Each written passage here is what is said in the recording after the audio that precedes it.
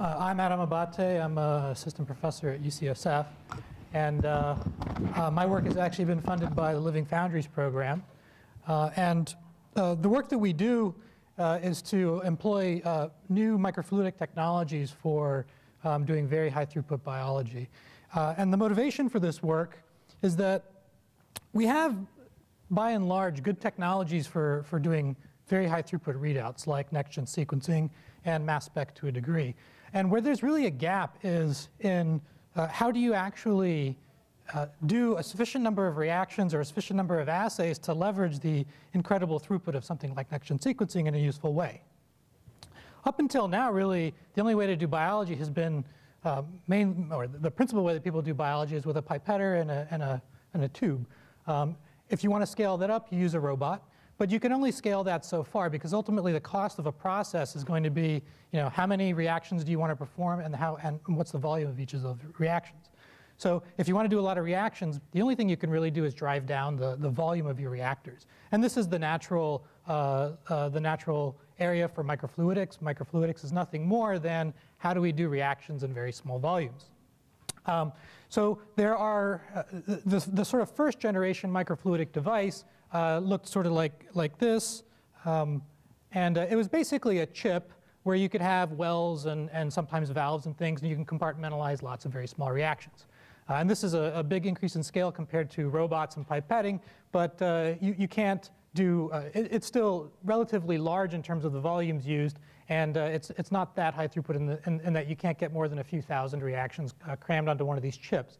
So where we play is something called droplet microfluidics, which is actually sort of exploding at the moment. There's quite a number of new startup companies that are commercializing droplet microfluidic technologies in the last year. And the idea in droplet microfluidics is that you really want to separate the functions of control, fluidic control, from compartmentalization of your reactions. And the way that this is accomplished is by doing reactions in small droplets of water, very, very tiny droplets of water, about 1/10 the diameter of a human hair. And the cool thing about this, it turns out, is that when the droplets get small, of course, their volume goes down, so you're saving in cost. But another thing that happens is that the natural time scales at which droplets flow through microfluidic channels goes way, way down. So you can make thousands of droplets in a second. And if you go down even further, you can actually get to the point where you're making millions of droplets per second. So you get a massive increase in throughput and simultaneously a massive reduction in cost. And that's really what we're trying to do. We're trying to take what is normally done in a well plate format like this and do it in micro droplets and thereby get this massive reduction in volume and increase in throughput. Now, it's a beautiful idea, but the only way this is actually going to be useful is if you have the technical flexibility to actually use every droplet usefully. If I make 1 million droplets that are exactly the same, I might as well not have made 1 million droplets. Just one droplet of a million volumes would be enough. So where we really work hard and where we think a lot is how do we make 1 million droplets where each droplet is being used to perform a separate controlled reaction. And that's where the fluidics come in. And this movie here shows a device we built called the Pico Injector, and basically it's a pipetter for droplets. It allows you to flow a droplet, open it up, add a small controlled volume of reagent, seal it off, and send it on its way, and it's extremely high throughput. So this movie is playing back only about 30 frames per second, but it was captured at 4,000 frames per second. We also have a series of other devices. This particular one is used to dilute droplets. This particular device we developed to do PCR on single cells, where we had a very concentrated cell lysate here that we needed to dilute into a PCR reagent. And this required, if you're a molecular biologist and you want to do a reaction, you know what the right stoichiometries are normally of your various components in order to get the reaction to work. And in microfluidic terms, that translates to controlling volume so that when you merge one droplet with another droplet, you end up with the right combination, the right concentrations. And we do that using things like Pico injection and this merger device. Another extremely important device that we're using in all of our DARPA projects is flow dropometry or droplet sorting. And here the idea is if you're doing 1 million separate reactions in 1 million droplets, and each drop is performing a different reaction, you need some way to screen the droplets and in some instances sort to recover specific specific droplets. And such a device didn't exist because these droplets are they're aqueous droplets that are carried in an oil. So it's like inverted mayonnaise. So instead of fat drops in an aqueous phase, we have aqueous drops in an oil phase. And there's no sorter to sort those kinds of emulsions, so that's something we had to develop. Now, one of the points to stress here is that these devices are modular. So when we build a pico injector or a sorter, they're specifically designed to be able to be connected together. Because when you're doing, if you have a particular assay you're trying to do, you can say, these are the steps that must be done in this order. And that translates into a sequence of microfluidic steps done in the same order. Okay, so to do something even slightly more, slightly complex, you're quickly going to have a bunch of these things connected together. And we've demonstrated that we can do that quite well now. So this device here is the device that allows us to do single-cell PCR or single-cell barcoding for massively parallel sequencing technology. And it comprises basically encapsulating cells, doing an incubation where we lyse them, and then merging those droplets with drops containing the barcodes and the PCR reagent. Here we're sampling a portion and then pico injecting the additional reagents that we need. And the reason that there's actually 3 or 4 movies here is because we couldn't image the whole chip with one microscope. So we had to take movies separately of each part. Now, so where we sort of fit into the DARPA landscape is figuring out how do we do, if we're going to do 1 million reactions and then read them out with like next-gen sequencing or mass spec, how do we do 1 million different controlled reactions?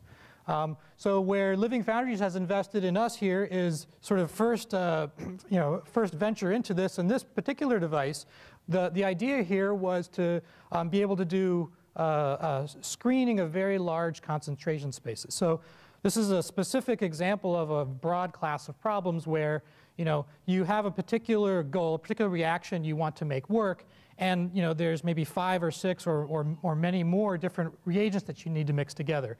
And the concentrations are going to matter. And so there's this very large combinatorial space of concentrations that you may not understand at all, right? And so you sort of may go in the lab and try to start mixing these together, but because the space is so vast, you're very unlikely to find a working combination.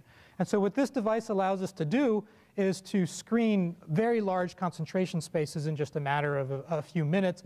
And it does this by basically generating droplets where we're continuously varying the proportions of the different reagents using a sinusoidal variation that's shown here. And then we read it out with flow droptometry. A similar device we're doing to do DNA construct assembly. And here the idea is that if you want to engineer a pathway to work in some microbe, let's say get that microbe to eat a toxin and digest it and turn it into something that's harmless, this is a synthetic biology problem where you literally program the genome of that microbe to give it this phenotype that you want it to have. It's a simple goal. It's very difficult to do in reality just because we don't really understand the mapping between sequences and phenotypes very well. And even if you do, you're going to have this problem where you need to make lots of DNA. You're going to have to make lots of shots on goal where you're testing different combinations of code to see if you get the phenotype out that you want. And right now, we're really constrained in our ability to, with high throughput, write lots of DNA in a controlled way. And the way we are doing this is basically by using this microfluidic device, which has, at the moment, it has 40 inlets, although we'd like to scale this up to several hundred, where each of these will have a single DNA component. And then we can select from this set of components which sets are combined together into droplets.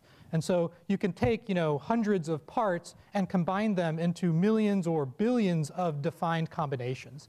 And the key here is that these are defined combinations. They're not just random combinations that we're getting by mixing DNA together randomly. We can have this massive space that you could never test completely. You can use algorithms to find the regions that are interesting, and then you can construct those regions using this combinatorial device.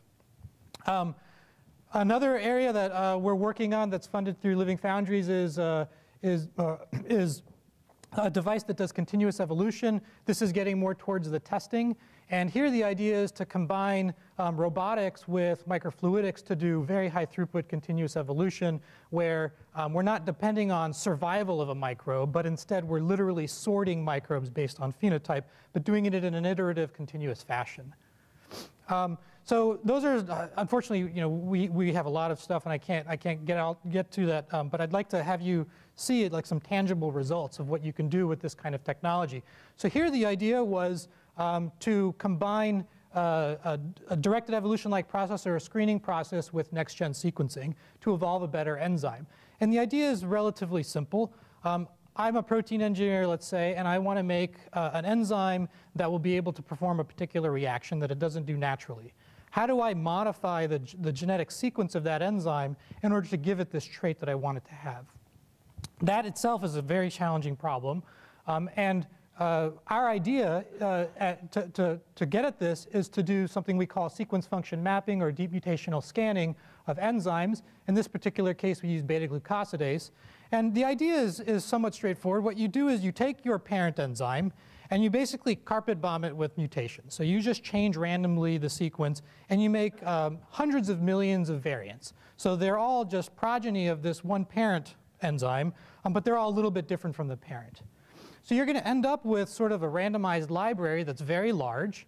And if you can screen this library and you can sort the active variants from the inactive variants and compare them, right, compare what still works after I mutate it with what no longer works, you can learn something about which residues in this enzyme are functionally important. And the key here is that you don't have to understand how the enzyme works. You don't have to know any biochemistry. You just do this process. You use the microfluidics to sort the sequences. You use next-gen sequencing to read out the results. And by doing this differential measurement, by comparing the bad and the good sequences, you can see which mutations are important. And so that's what we did. We used our microfluidic system to do the screen. I didn't show you. Well, it's the devices I showed you earlier where we can encapsulate and do single-cell assays and then sort cells to recover the ones that have a good version of the enzyme. And then we just get a ton of sequence data out. We have sorted sequences where we have a pool of all the good sequences and a pool of all the bad sequences, and we just sequence them separately. And when we do that, what we find is that there's lots of very interesting trends. So if I look at the mutation sequence, the frequency of mutations in these enzymes in the sorted population and in the unsorted population, I find this pool of mutations here that are highly de-enriched in the active variants, but they're still present at a high level in the unsorted. These are mutations that broke the enzyme. These are mutations that, maybe you made an active site mutation that broke the enzyme, prevented it from doing its function. This is a very reproducible process. We can perform this many times, and we see that we always get similar kinds of mutations cropping up as being the ones that still preserve enzyme function. So at this point, we had to come up with a way to find which enzymes are important, or sorry, which mutations were important, which residues in this enzyme were important. And the way we did this was a relatively simple statistic called the relative entropy. It may sound scary, but all entropy is a measure of how flat a distribution is. So if you give me a distribution function, I can calculate its entropy, and intuitively it's just how flat is it. A distribution that's very peaky has very low entropy. A distribution that's just a constant has a high entropy. And what we see is that for certain residues in the enzyme, there's a lot of entropy before sorting, meaning that this residue got changed to a lot of different things because we just mutated it randomly. But after sorting, it tended to collapse to a single residue. This would be a high relative entropy. This is a signal that this particular residue is important. It's playing a functional role in the enzyme. Whereas something that is high entropy before and high entropy after means that it doesn't matter what the residue that's at the location. So probably the location isn't functionally important. So you can take all of these mapping, or you can take all of these residues and you can map them onto the crystal structure, and immediately you start seeing very interesting trends. So this is just for each residue, defining it as being on the surface or inside of the enzyme based on how many contacts it has with other residues. And what you can see is that in general, the buried residues have a higher relative entropy. This is just the distribution of relative entropies than the surface residues. And here the idea is that a mutation that's inside the protein is much more likely to affect its fold and therefore break the enzyme. Things that are flopping around on the outside of the enzyme you can maybe change, and it's not going to matter as much as if you have a residue that's forming an important structural component in the enzyme.